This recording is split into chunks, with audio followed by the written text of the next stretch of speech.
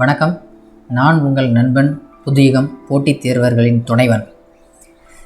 Indian பாலிட்டியில் நம்ம next part பார்க்குறது என்ன அப்படின்னா, நம்மளோட கான்ஸ்டியூஷன் மேக்கிங்கில் இந்த கான்ஸ்டியூஷனுக்கான டிராஃப்ட் பாஸ் பண்ண டேட் என்ன அப்படின்னா 26/1949 நவம்பர் 26, 1949.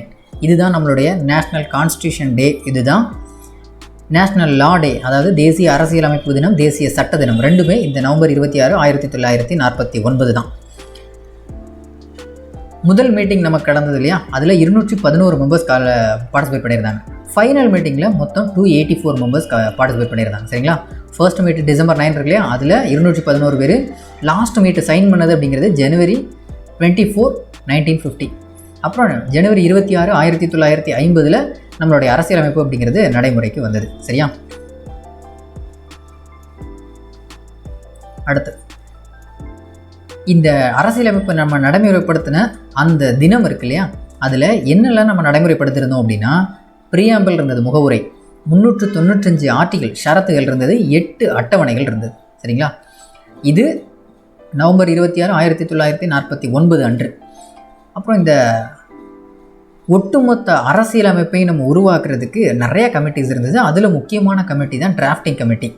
அந்த டிராஃப்டிங் கமிட்டியோட சேர்மனாக இருந்த டாக்டர் B.R. அம்பேத்கர் அவர்கள் தான் நம்ம இந்தியாவோட சுதந்திர இந்தியாவின் முதல் சட்டத்துறை அமைச்சரும் கூட. அதனால தான் இவருக்கு ஒரு டைட்டில் கொடுத்துருந்தாங்க, chief architect of Indian constitution, இந்திய அரசியலமைப்பின் நவீன சிற்பி அப்படின்னு கூட சொல்லலாம். சரியா?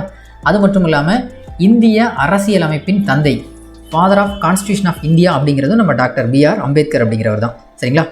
அடுத்து இந்த டிராஃப்டிங் கமிட்டி உருவாக்கி இருக்கக்கூடிய நம்மளோட இந்த கான்ஸ்டியூஷன் இருக்கு இல்லையா, இது கிட்டத்தட்ட 60 நாடுகள்லேருந்து காப்பி பண்ணி நம்ம எடுக்கப்பட்டது. 60 நாடுகளோட கான்ஸ்டியூஷனை ரெஃபரன்ஸாக வச்சு எடுக்கப்பட்டது தான் நம்மளோட அரசியலமைப்பு.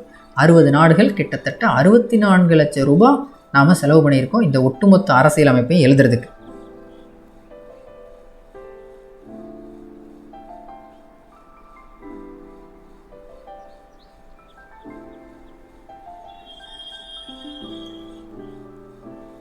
இந்த அரசியலமைப்பு அப்படிங்கிறது எடுத்துக்காட்டுக்கு USA, UK, Ireland, USSR, Soviet union, Russia, அப்புறம் ஃப்ரான்ஸ், சுவிட்சர்லாந்து இப்படின்னு எக்கச்சக்க நாடுகள்லேருந்து நாம் எடுத்து தான் நம்மளோட அரசியலமைப்பை உருவாக்கியிருக்கோம். சரிங்களா?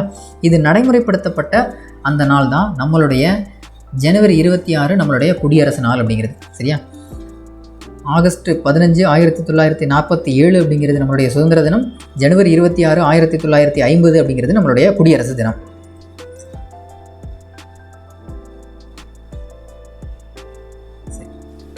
இந்த எவ்வளவோ நாட்கள் இருக்கும்போது நாம் ஏன் January 26 நம்மளுடைய குடியரசு நாள்னு அறிவிக்கணும் அப்படின்னா, அதற்கு ஒரு வரலாற்று முக்கியத்துவமான தினம் இருக்குது. என்ன அப்படின்னா, 1929 டிசம்பரில் நடந்த லாகூர் செஷனில் நாம் ஒரு தீர்மானம் கொண்டு வந்திருந்தோம். அதுதான் பூர்ண ஸ்வராஜ் அப்படிங்கிறது, பூர்ண சுய ராஜ்யம். சரி, இந்த பூர்ண ஸ்வராஜ் மூலமாக நம்ம என்ன சொல்ல வரோம் அப்படின்னா, அதற்கு அடுத்த மாதமான 1930 January 26 அன்று இனிமேல் நம்ம சுதந்திரம் அடைஞ்சாச்சுன்னு சொல்லி இந்த தினத்தை சுதந்திர நாளாக கொண்டாடணும்னு முடிவு பண்ணியாச்சு.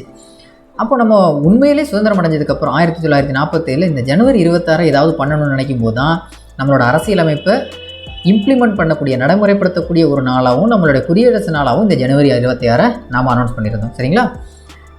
29 தீர்மானம் கொண்டு வந்திருந்தோம், 30 January 26 நாம் அதை செலிப்ரேட் பண்ணியிருந்தோம். சரியா? பூர்ண சுயராஜ்ய டே அப்படிங்கிறது.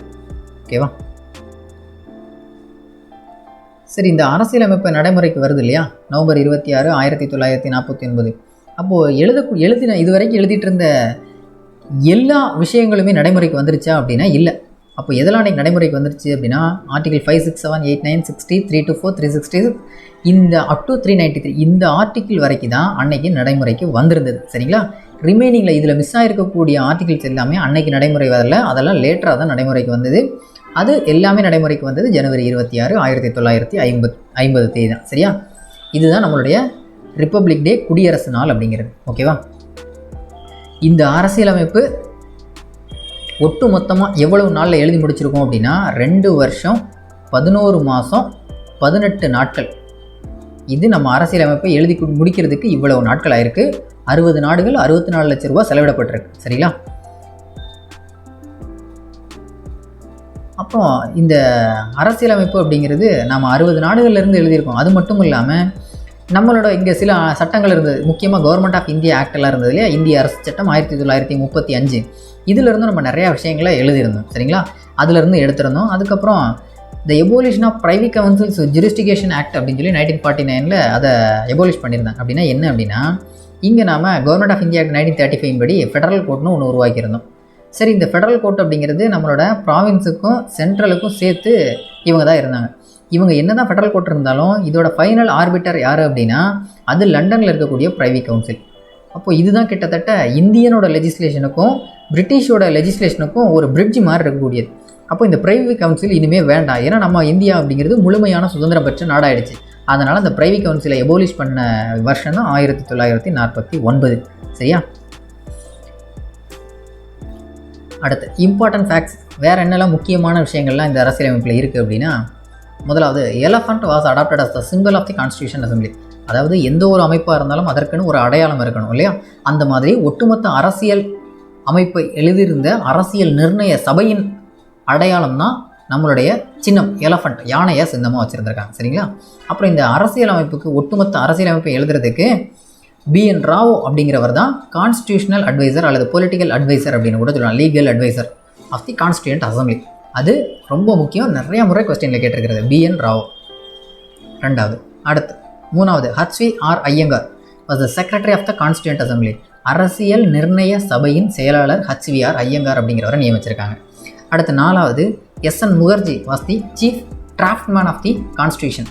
அதாவது ஒட்டுமொத்த அரசியல் அமைப்புக்குமே சீஃப் டிராஃப்ட்மேன் அப்படிங்கிறது தலைமை வரையாளர் அப்படிங்கிறது அவர் SN முகர்ஜி. அப்புறம் நம்மளோட கான்ஸ்டியூண்ட் அசம்பிளி இருக்குது. அடுத்து Prem Behari Narain Raizada was the calligrapher of the Indian constitution. The original constitution was hand written by him in a flowing italic style. இது ரொம்ப முக்கியம். அதாவது பிரேம் பிகாரி நரைன் ரைசாதா அப்படிங்கிறவர் நம்மளோட அரசியலமைப்பு இருக்கு இல்லையா, அது இங்கிலீஷ்லேயும் எழுதப்பட்டது, ஹிந்திலையும் எழுதப்பட்டது. இதில் இங்கிலீஷ் அண்ட் ஹிந்தி ரெண்டு மொழியிலும் எழுதப்பட்டது இல்லையா, இதில் இங்கிலீஷில் என்ன ஸ்டைலில் எழுதியிருக்கிறோம் அப்படின்னா அதுதான் ஃப்ளோயிங் இட்டாலிக் ஸ்டைல். அதை எழுதினவர் யார் அப்படின்னா அந்த பிரேம் பிகாரி நரைன் ரைசாதா அப்படிங்கிறவர். சரியா, இதோட ஹிந்தி வெர்ஷனும் இருக்குது. அதை எழுதினது யார் அப்படின்னா வசந்த் கிருஷ்ணா வைத்தியா.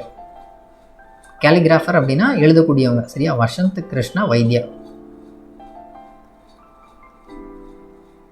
அடுத்து இதோட அந்த ப்ரியாம்பிளெலாம் பார்த்தோம் அப்படின்னா நல்லா டெக்கரேட் பண்ணியிருப்பாங்க. அந்த டெக்கரேஷன்லாம் யார் பண்ணது அப்படின்னா டெக்கரேட்டட் பை சாந்தி நிகேதன், அந்த ட்ரஸ்ட் மாதிரி. சரியா, அதில் இருந்த ஆட்கள்லாம் யார் அப்படின்னா நந்தலால் போஸ் அண்டு பிஹோர் ராம் மனோகர் சின்ஹா. இவங்க தான் அதெல்லாம் அந்த டெக்கரேட் பண்ணதெல்லாம். ஓகேவா, அடுத்து the calligraphy of the Hindi Krishna அதான் எழுதியிருக்காங்க இல்லையா வசந்த் கிருஷ்ண வைத்தியா. அப்புறம் டெக்கரேட் பண்ணுறதெல்லாம் யார் நந்தலால் போஸ் அப்படிங்கிறது. ஓகேவா, அடுத்து நம்மளோட ஃபர்ஸ்ட் செஷன் அப்படிங்கிறது கான்ஸ்டியூண்ட் அசம்பிளி. அதாவது டிசம்பர் 9 தொடங்கி நவம்பர் 26 வரைக்கும். அதோட ஃபர்ஸ்ட் செஷன் அப்படிங்கிறது 9 to 23 டிசம்பர் 1946 வரைக்கும். Second session 20 to 25 January 1947. Third session 28 April to 2 மே 1947. இப்படியே கிட்டத்தட்ட ஒரு 11 செஷன். நமக்கு இந்த டேட்டெலாம் எவ்வளோ தூரம் கேட்க போகிறதில்ல, ஒட்டு மொத்தமாக டோட்டலாக எவ்வளோ செஷன்ஸ் நடந்திருக்குது டிசம்பர் 9 நவம்பர் 26 வரைக்கும் டோட்டலாக 11 செஷன் நடந்திருக்கு. 11 மேஜர் செஷன்ஸ். சரியா, 11 கூட்டமர்வு நடந்திருக்கு.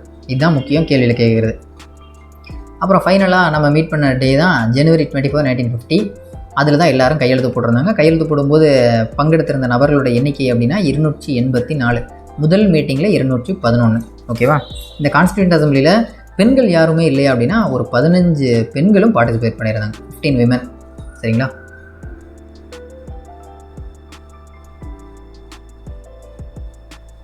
ஓகே, நன்றி.